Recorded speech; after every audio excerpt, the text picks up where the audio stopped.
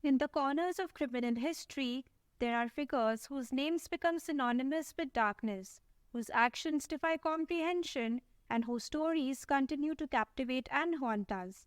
Today, we delve into the chilling chronicle of one such individual, a name that still sends shivers down the spine of those who remember. Welcome to the journey through the life and mind of one of the most notorious serial killers the world has ever known, Ted Bundy. The story we're about to uncover is not just a recounting of crimes, but a journey into the depths of human psychology, the investigation that shocked the world, and the legacy that leaves us questioning the nature of evil itself. From his charming facade to the gruesome crimes, the enigma of Ted Bundy is as disturbing as it is fascinating. How did a psychology and law student become a nightmare in the eyes of society? That's what we're about to explore. Not a lot is known about his biological father. In fact, a young Ted had a lot of resentment towards his mother for not revealing who his father was. He would engage in strange behaviors when he was young. He once placed knives around his mother's bed while she slept. He just stood over her and smirked. He finally got a father figure when his mother married Johnny Bundy and formally adopted Ted. Together, the couple had 4 children of their own. While they included Ted in all their activities, he preferred to keep his distance. On the inside, he had no desire to have connections with others. After dropping out of college, he began working at a mental health hotline and enrolled in a community college where he studied psychology.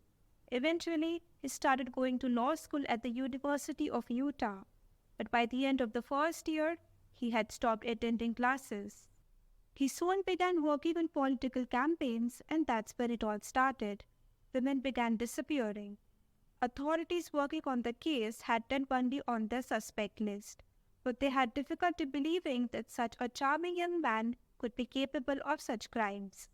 Between the years of 1974 and 1978, he was responsible for the murders of at least 30 women, and the details of those murders are gruesome. As per reports, he would approach his victims in broad daylight and pretend to be an authority figure or an injured, helpless man. He would gain their trust, take them to a secluded spot, assault them, and eventually end them. Ted Bundy had escaped prison following his first arrest. However, he was later finally convicted and sentenced to death by electrocution in 1989 in the state of Florida. By then, he had gained a high-profile status in the media.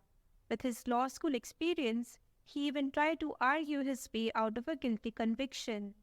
Prior to the conviction, Dr. Emanuel, a psychiatrist, conducted a clinical interview with Ted Bundy. He reported that Bundy was a young, good-looking man. He took care of himself. The psychiatrist witnessed him in a jovial and cheerful mood.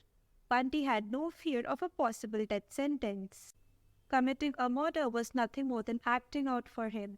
On January 24, 1989, Ted Bundy was executed by electric chair. He had no remorse or guilt. As we close the chapter on the life and crimes of Ted Bundy, we are left with a chilling reminder of the human capacity for both good and evil. What are your thoughts about the life of Ted Bundy? Share them in the comments below.